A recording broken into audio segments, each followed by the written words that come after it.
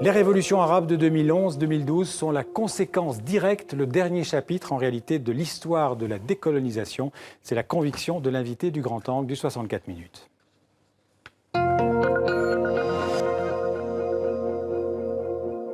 Bonsoir Pierre Vermeuren. Bonsoir. Alors vous êtes historien, grand spécialiste du Maghreb, vous avez vécu plusieurs années au Maroc, aussi en Égypte, en Tunisie, vous avez beaucoup travaillé sur les élites, notamment au Maroc et dans le Maghreb d'ailleurs. Vous avez publié une dizaine de livres, dont Le Maroc de Mohamed VI, La transition inachevée, et donc ce nouveau livre, il y a quelques semaines, chez Odile Jacob, Le choc des décolonisations de la guerre d'Algérie au printemps arabe. Alors pour entrer dans le vif de votre livre, et même si le jugement doit être nuancé, on peut dire que la France, globalement, a raté la décolonisation. Oui, malheureusement, c'est un constat ancien. 17 ans de guerre coloniale pour rien, puisque les objectifs ont été perdus. Donc beaucoup de violence, beaucoup de morts, dévastation dans plusieurs pays, et à commencer par la France. Ensuite, des investissements qui parfois... investissements intellectuels, moraux, politiques, financiers qui ont été gaspillés. En Indochine, la francophonie a disparu. En Algérie, ce pays n'appartient pas à la francophonie parce que, évidemment, le passif, on le connaît. Donc là aussi, c'est un échec. Et le passif parce qu'en particulier en Algérie, le français est considéré comme la langue du colon. Et donc il y a eu... Oui, mais... C'est à ça que vous faisiez allusion? Non, je parle... Le passif, c'est la guerre d'Algérie qui a coupé l'envie aux Algériens de dire qu'ils étaient dans la francophonie, alors même que cette langue... Il y a aussi toute une polémique sur l'usage du français en Algérie. Bien sûr, mais Kateb Yassine avait dit le français butin de guerre. Une grande partie des Algériens sont d'accord avec ce fait. C'est d'ailleurs une langue très parlée. Et l'Algérie est le plus grand pays francophone en dehors de la France. Bon. Et puis, troisièmement, j'allais dire, les idéaux que la France a investis idéologiquement dans la colonisation, la civilisation, etc. En réalité, la France s'est intéressée beaucoup aux élites, à des petites parties. Elle n'a pas dispensé l'école, elle a peu dispensé un certain nombre de valeurs démocratiques. Et ces valeurs démocratiques n'ont pas été engendrées par la décolonisation. En fait, elle s'est intéressée aux élites pendant la colonisation et après, vous écrivez qu'après les indépendances, je vous cite, la France a protégé, aidé et accueilli les élites autocratiques des ex-pays colonisés sans jamais leur demander de compte. Donc la France a colonisé et décolonisé avec les élites. À la période coloniale, il s'agissait... Bon, la France a colonisé sans beaucoup d'hommes ni beaucoup de moyens. Donc il a toujours fallu agir à l'économie. Bon, parce que la France a toujours été un peu généreuse et du coup, il lui restait pas beaucoup de moyens. Pas beaucoup d'hommes aussi, parce que la France n'avait pas une grande démographie dès la fin du 19e siècle. Du coup, elle s'est intéressée aux élites pour que ces élites, une fois francisées, une fois rodé un certain nombre de principes politiques, idéologiques français, puissent faire le go-between entre la population locale et les Français. Bon, donc un investissement sur une toute petite tête d'épingle, les élites. Les notables, les... Absolument, les fils de notables, les fils de chefs, enfin les anciens combattants, etc. Bon, quelques étudiants, beaucoup plus d'officiers d'ailleurs, ou de sous-officiers. Donc c'est un immense empire, mais sans peuplement français. Sans peuplement français, très faible, même en Algérie. La majorité des Européens n'étaient pas français d'origine en Algérie. Bon. Et du coup, à la décolonisation, ça s'est très mal passé, on l'a dit. Et au fond, la France va se dire cette fois-ci, la colonisation, c'était une immense ingérence dans les affaires d'autrui. On s'est dit, c'est fini l'ingérence, ça s'est terminé très mal, on arrête. Du coup, on continue à parler, non pas au peuple. On a dit la décolonisation, c'est la libération. Mais ça a été la libération des États, ça n'a pas été la libération des populations. C'est une des thèses de votre livre, d'ailleurs, c'est que c'est une décolonisation des États, mais pas des peuples. Et que cette décolonisation des peuples, elle reste à faire. Elle reste à faire, en tout cas, c'est pas moi qui le dis, c'est les peuples au moment des printemps arabes, on l'a vu en Tunisie notamment, qui ont réclamé la liberté, la dignité, au fond des principes qui étaient déjà réclamés dans les années 50, à l'époque de la décolonisation. Comme si on avait perdu 50 ans. Mais cette fois-ci, les populations qui ont réclamé cela, y compris d'ailleurs en Égypte, bien sûr, elles s'adressaient à leurs propres élites, à leurs chefs d'État, de gouvernement, à leurs autorités, à leurs élites, à leur bourgeoisie locale. Donc, au fond, la France des années 50 jusqu'en 2011, elle a traité avec les États, elle a traité avec leurs représentants, et elle a fait l'impasse sur les peuples. Au nom de bons principes, on ne s'occupe plus. Mais jusqu'où aller, hein, parce qu'au fond, on a fermé les yeux sur des pratiques inqualifiables. Alors justement, on est le 18 décembre 2015. Hier, c'était le 5e anniversaire de l'immolation en Tunisie de Mohamed Bouazizi, qui allait enclencher ce printemps arabe en Tunisie, en tout cas, et puis la chute de Ben Ali. Quelle est votre analyse de ce qui s'est passé en Tunisie il y a 5 ans ? Bah, écoutez, c'est très compliqué parce que c'est une étincelle. Hein. Bouazizi, ça a été une étincelle. L'année où il s'est immolé par le feu, il y avait eu, je crois, à peu près 120 immolations par le feu de jeunes gens au Maghreb. Bah, celle-ci, bon, c'est ça l'histoire. Hein. C'est l'événement en histoire, on ne sait jamais d'où il vient ni où il va. Bon, il a éclaté cet événement à ce propos.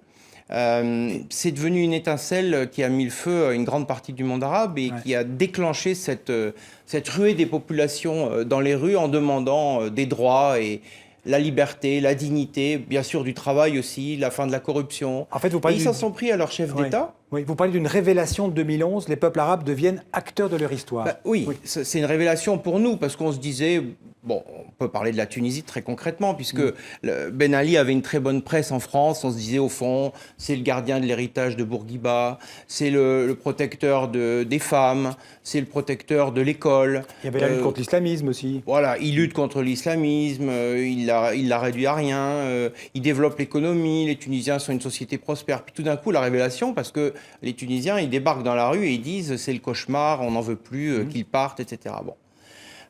Oui, donc révélation, parce que tout d'un coup, on s'est dit, tiens, les peuples arabes, cette fois-ci, ils ne manifestent pas contre des guerres qui se trouvent très loin de chez eux, ils manifestent dans leur pays contre leurs dirigeants. Oui.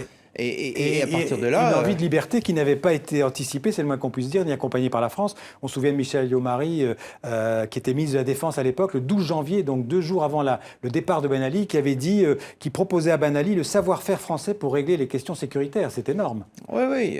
J'ajoute que l'événement qui se préparait en Tunisie depuis le milieu de décembre, quand Bouazizi s'est immolé.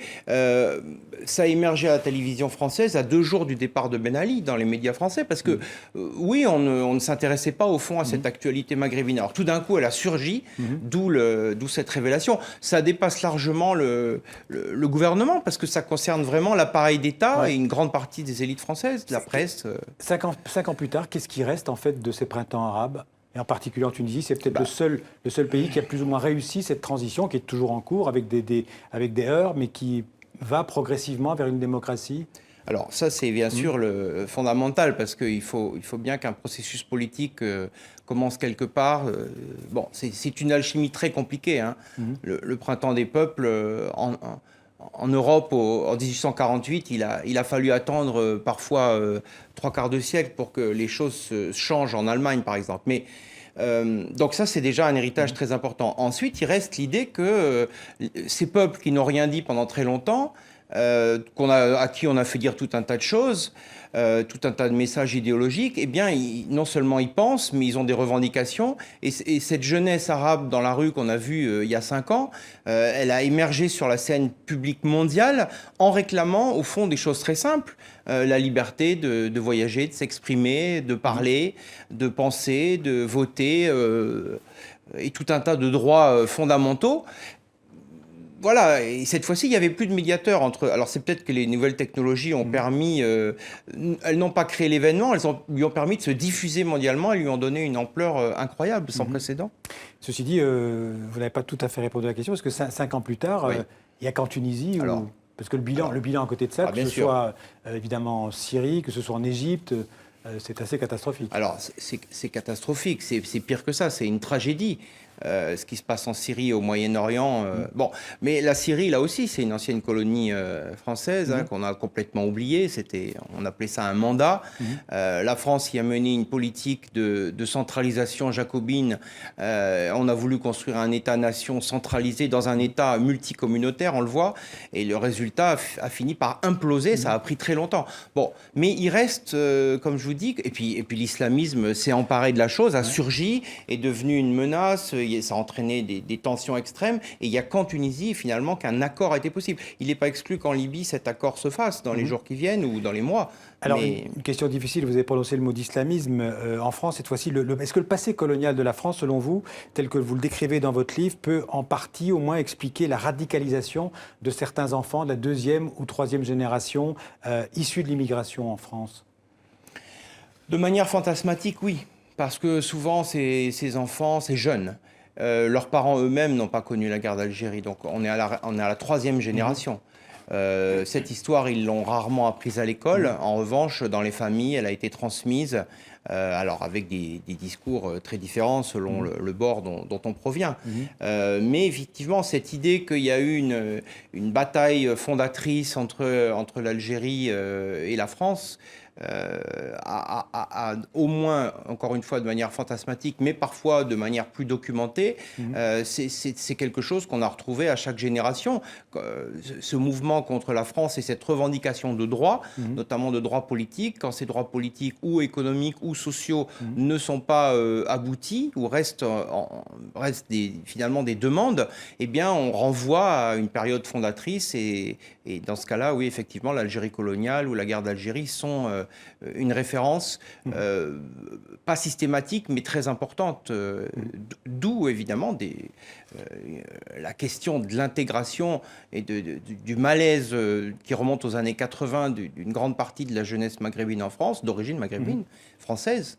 Et bien évidemment, il faut aller rechercher des racines historiques. C'est évident que le miroir, hein, c'est pour ça mon sous-titre, c'est la mise en regard des deux événements à 50 ans d'intervalle. Ça paraît peut-être un peu étrange vu de loin, mais quand on met en face les deux, il y a une cohérence. Pour réfléchir justement à ce miroir entre la guerre d'Algérie et ce qui s'est passé au printemps arabe et ce qui se passe encore aujourd'hui, je renvoie à votre livre très intéressant, passionnant, Le choc des décolonisations aux éditions Eddy Jacob. Merci Pierre Vermeuren. Merci beaucoup. D'être venu en parler sur le plateau du 64 minutes.